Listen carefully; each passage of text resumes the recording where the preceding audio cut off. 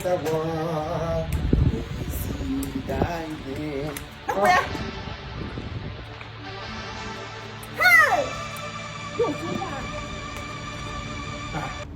Maggi, you know, you a hotel. Don't be surprised. Why won't I have? Why won't I have this? You are surprised. You more one ne. You know, you a hotel with it. So yeah, we should. So So this is true. I'm going to give you church praises. I'm not some shit. You won't walk out. I'm catching a cake again. I don't get it. You get everything. You understand me perfectly well, Imo. You understand me? I like you understand you. I like you in a hotel. We try out the point of contention. I like you want to be in a hotel. Give that too. Now the person when we are supposed to ask you, when do you find come for hotel? Hey, hello to one mother protagonist. Eh? What have you come to do into the hotel? Talk to me, let me know. Give them a hotel, touch them again. You want to school anyway? I can school anyway. Now because the way me I supposed to ask you, how I just want to give you actually me until the shame the less I see, the less I see. Good job, them. I walk while I'm here and keep bouncer. I want to see what I am. So, in a get my hotel, I get one. Welcome. I don't catch you red-handed today. What is it that they do again for hotel when not to say carry woman enter the room? Why you walk out? So, I come hotel, come carry woman. Yes. So which man you carry company? Go no mother. I can't catch you because I don't hear story say you. Somebody tell me say, in fact, if I can tell you what happened. One woman tell me say, some men they carry women go hotel. And I can't remember this one, they say, you go hotel. And you don't discharge them. God, you give me a wife where no get wisdom. You give me a wife that is always listening to somebody say. A wife that cannot sit down and decide on her own to know what is right, know what her husband can do, and know what her husband cannot do. A woman that is always busy listening to what people will say, without even finding out if these people are really happy with me or not.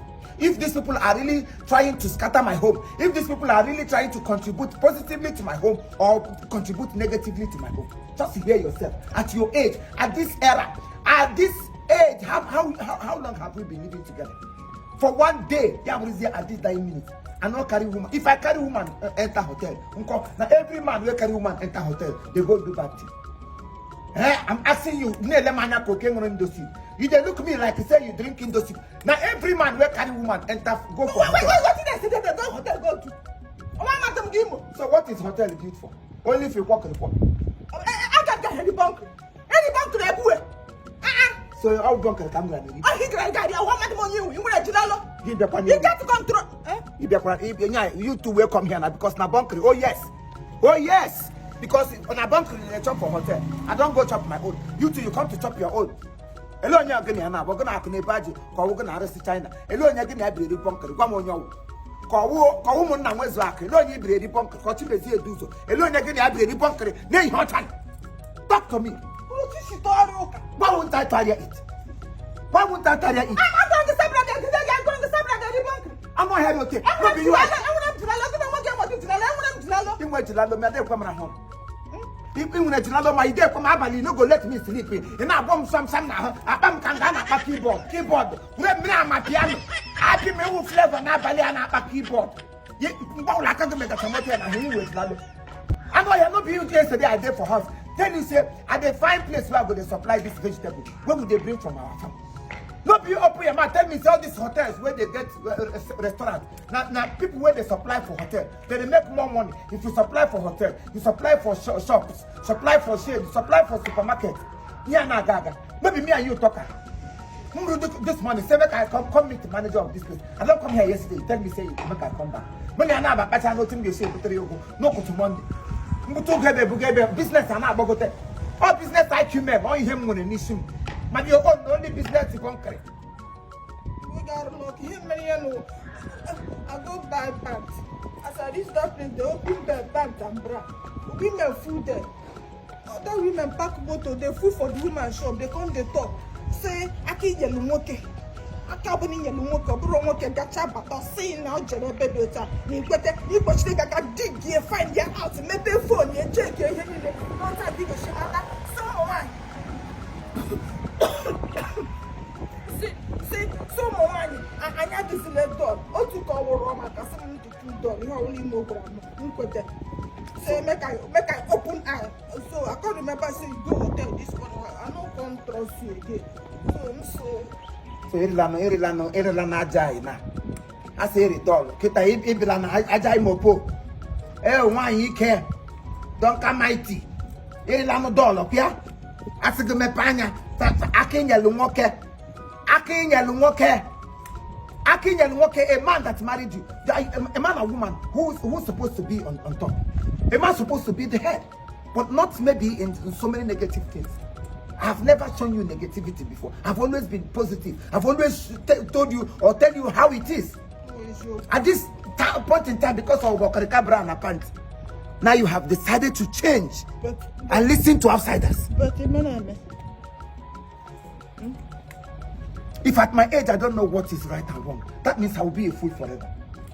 Any man at my age and the level of understanding and the level the society is going now, any man that is not that has not gone home, sit himself down, ask yourself question, tell yourself what you should be doing and what you should not do. Minus and plus. Live your life because your family is number one. Every other thing in the family is first. You're supposed to sit down, know what your family wants, what will bring your family to the top, and what will bring your family to down. Because a lot of all those women who are advising you, they are not happy that you are living in peace with your husband. Exactly. Don't look at me as if I'm talking nonsense. They are not happy. The earlier you understand that, the better for you. You are married local. You are married local. You are married local. You are hotel. And then why you not talk about? Have I seen any woman that's sweet past you? You want to talk a honey, I talk a sugar. After I go leave you, within that woman gets where my wife is. It's okay, let me go home. Trust is very important too. Don't listen to outsiders. In anything and any moment you step out to listen to, they will scatter your marriage for you. The person will come out on social media. Mama, if you come on, nearly advice to have what you have panya for ya. Will go where? On the long hand, my other way, Hocker Capan. Come on, dear, where's what my dear one or Capant? Then they are done. I hope Capant and Dutch if you forgot the guy I want. Huh? Why would I bet on you? I don't know here. Ngwaila. Ngabi koko taiga boko kutebe baby. I didn't contract. You won't mess in and nothing. I am wo. You won't mess in. This is my cabiko. That's it, okay.